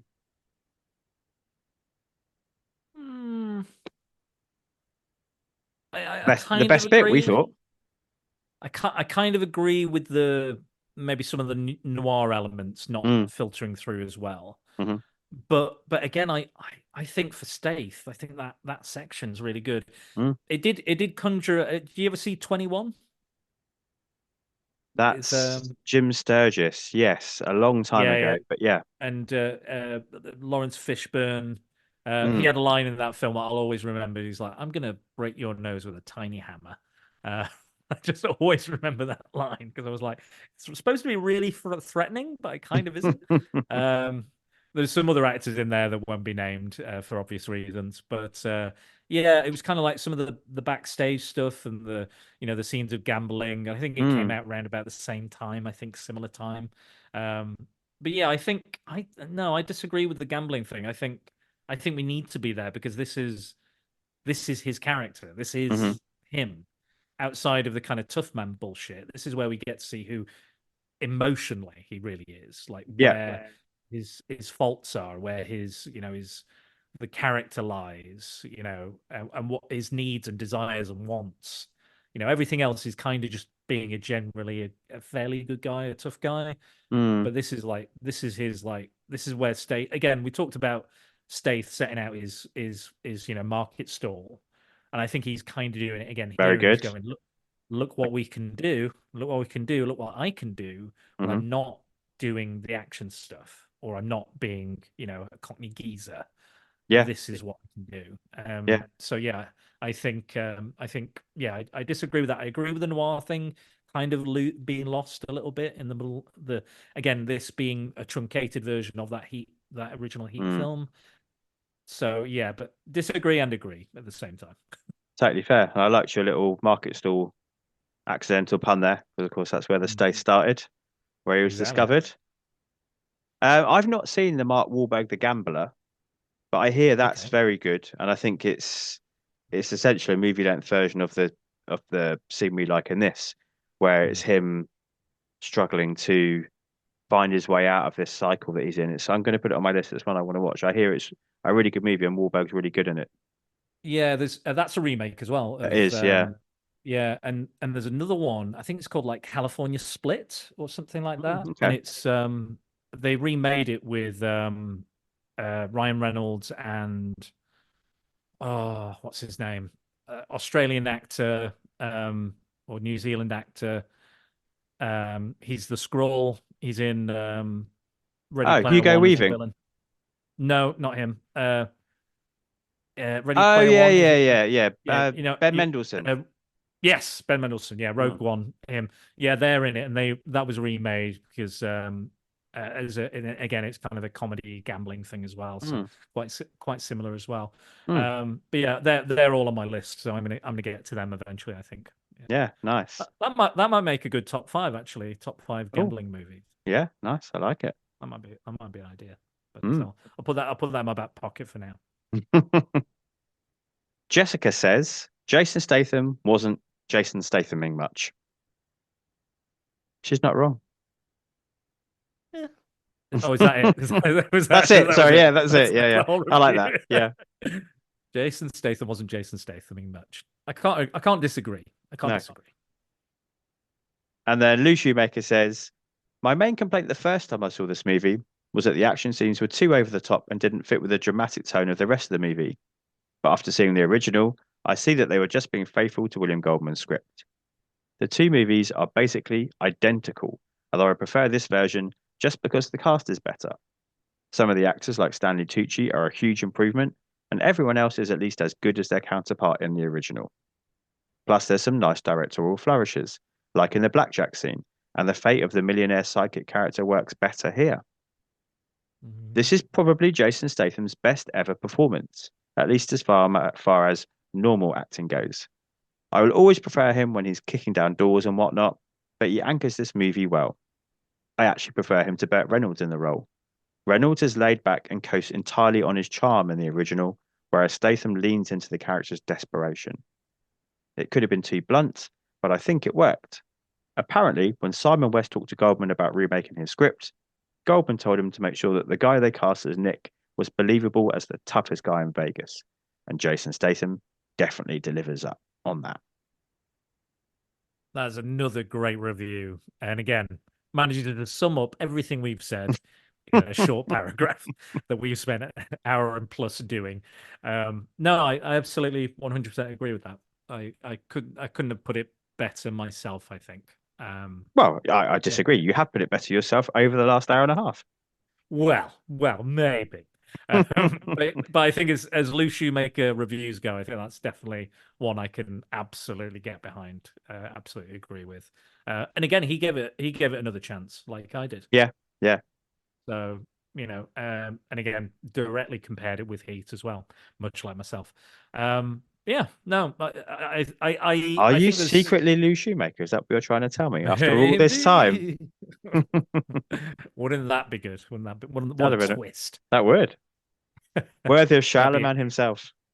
Exactly. No, unfortunately, I wish I was. I wish I was quite as made as much sense as Lou does. But yes, no, I think I would completely understand whoever you are and which way you would fall on the film. If you've got a middling opinion of it, totally understand. If you've got a positive opinion of it, completely understand. If you're not that big a fan of it, completely understand. I absolutely get it.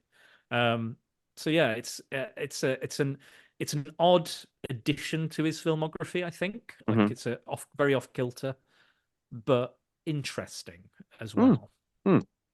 So, an interesting movie that you would consider a classic, an interesting movie that you would consider worth catching, or an interesting movie that only completists should find the time to watch.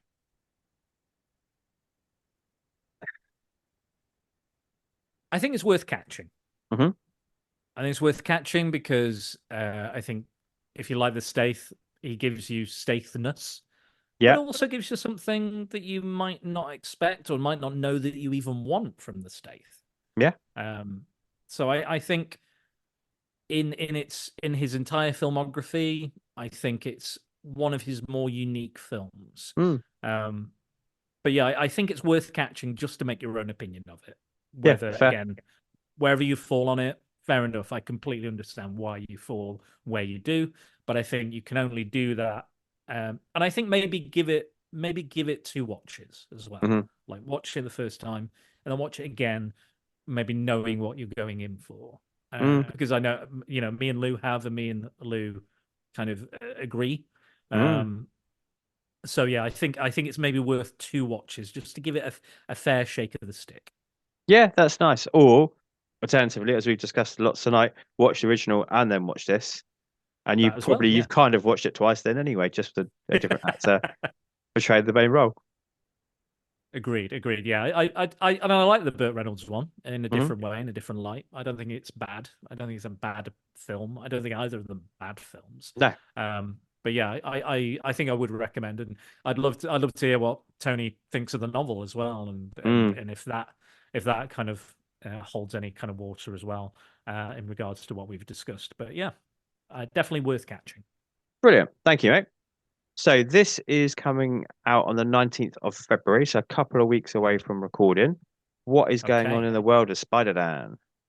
So much. So much. So we'll have just had our Valentine's special released. Excellent. Me and Dan Burgess are, as you, one of my lovely patrons, have voted. This year it's all about the patrons. 2024 is for the patrons, so they're getting stuff that maybe they didn't even know they wanted, and I'm getting stuff I didn't even know I wanted. So I'm asking my guests, what do you want us to do, or I'm going to suggest things for them if they're up for anything, which a lot of my guests are anyway. But we chose a lot of films. We offered up a lot of films set on Valentine's, but not about Valentine's, kind of like alternativity stories.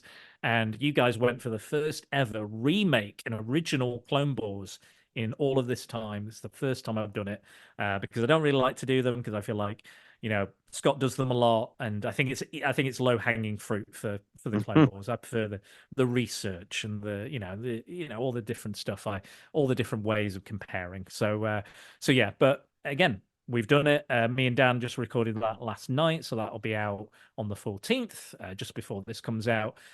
So give that a listen. It's a really fun podcast talking about silly slasher films again, which we do a lot. And then not long after that, we'll have Tony is recording with me very shortly. Sky Captain in the World of Tomorrow. So again, he had the patrons of Patreon picked, and they decided on Sky Captain of the World of Tomorrow, a film I've never seen. So interesting. It'll be an interesting discussion, that one, and I'm really looking forward to talking to Tony about it and seeing what he loves about it so much. And it'll be interesting. It'll be interesting to very influenced. It was very influence heavy that film. So I was going to say, with your knowledge of like comics and his knowledge of kind of pulp and literature, and I think there's going to be a really fascinating conversation, the two of you coming at that from the same place but also different places. I think that's going to be really interesting. Exactly. Yeah. So it'll be really nice. And then in March, you mentioned that we're doing for Comics in Motion, me and Max. He's got an X in his name, so he had to be on the podcast because we're doing X-Men 97. We're calling it Examining X-Men 97 with just one X, no E, of course. Good. And a hyphen, I hope. Oh, absolutely going to have a hyphen. No, you've got to have the hyphen. Yeah. So I think we're going to probably do a kind of an episode 0 just to talk about the series, our feelings on it, and because the series picks up directly after the previous one ended. So I think we have to kind of G up everyone, get them excited, talk about our favorite episodes, characters, just, talk about it in general.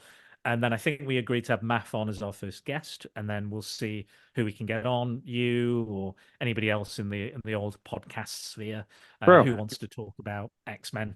We'll just see what happens. It's 10 episodes, I know. I believe it's coming out in March, and then I'll be talking spiders as well, and we'll have Rhea on, and we're talking about dicks. We're going to be releasing the dongs in March. Because again, the patrons, much like yourself, all voted to have our top five full frontal male nudity scenes in films, or that feature male nudity. So that'll be a very interesting podcast to say the least. And me and Math will be talking giant spiders as we compare big ass spider and 8-legged freaks. So, fantastic. There is, it's going to be an exciting couple of months. Yeah, really, really cool. I'm looking forward to it. I'm having a great year so far, so let's just keep it rolling. Lovely. All right, thank you very much again. Thank you everyone for listening and partaking in this journey with me through the Stath's filmography. That was Wildcard, and next up in the fortnight is Spy, featuring Agent Biles and Carrigan, followed by the official entry of the Stath into the Fast and Furious verse in Furious 7, featuring the CD VHS viewers Chris and Dave, for anyone that is watching along. I'm Jack's Musings, and that's JACS, and you can find me on X where I'm most active. You can also contact the show directly on X under the name Back to the Filmog. Make sure you use the hashtag Follow the Filmography. I'm also a proud member of the Comics in Motion family, a super place full of the world's greatest people, dedicated to bringing you podcasts on a variety of geeky topics. So please make sure you take the time to search, subscribe, and rate our shows whenever and wherever you listen. Until next time, be excellent to each other and make sure you take the time to treat yourself too. I am Jack signing off. Yippee-ki-yay, movie lovers.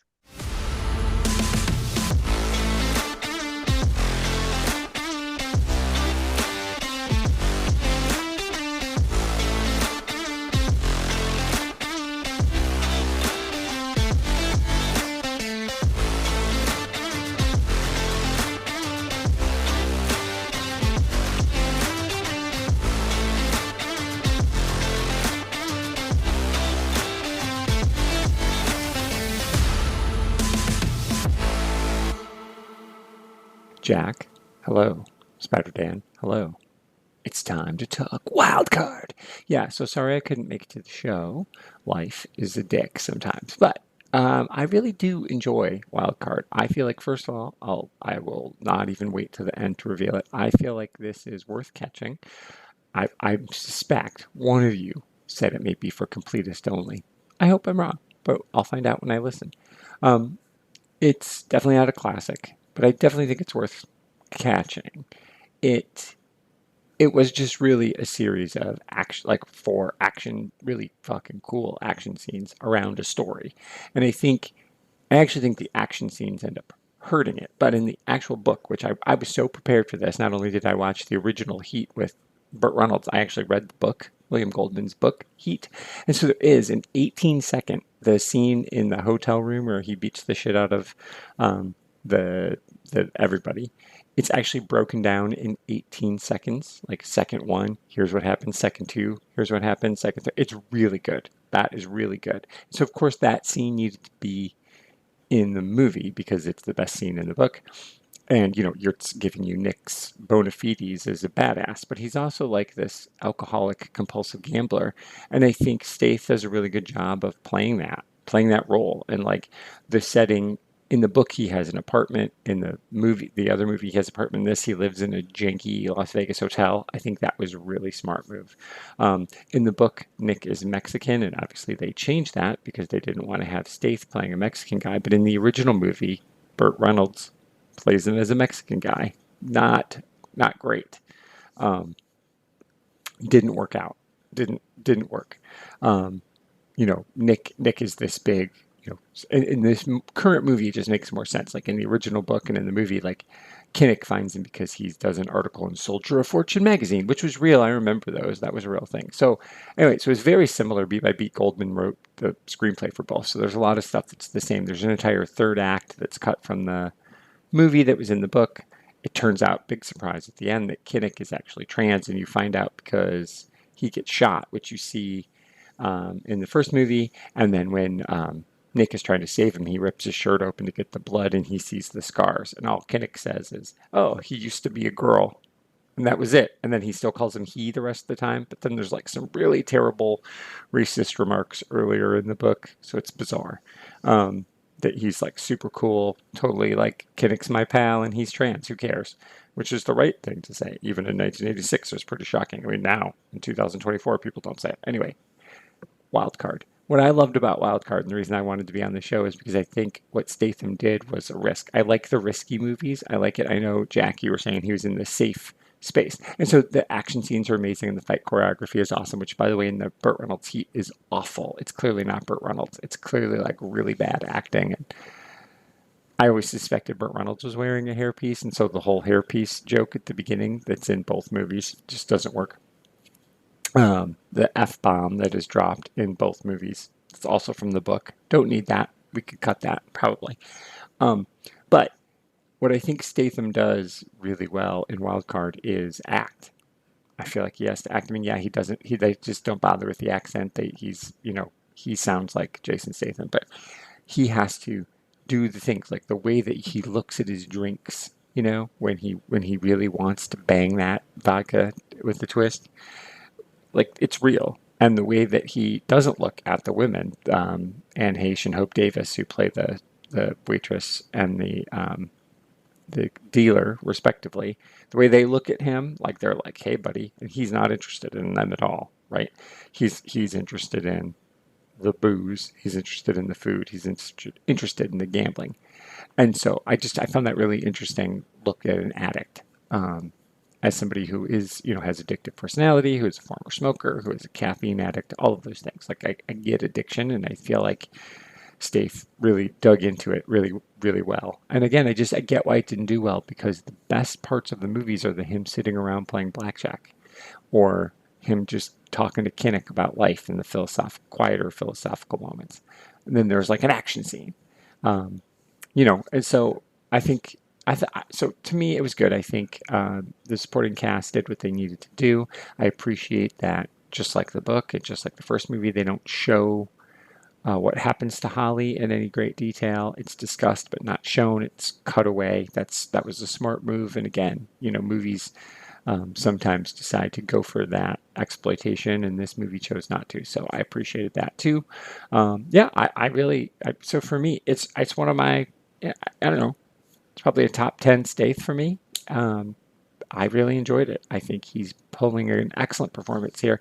I also think this is the precursor for like Wrath of Man, which I think is amazing. Probably maybe his finest acting performance, but I feel like this is the precursor to that because he's got to do the face. He's got to do the body acting beyond just like being charming and kicking people's ass. Yes, do that too, but the acting. And again, Spy, I think he's really acting his ass off in Spy, but I also think it's easy to, everybody has chemistry with Melissa McCarthy, so that also makes it easy. But, I think he's really good in that when he makes fun of himself. So wild card. Worth catching. Thanks for letting me pop in. Cut.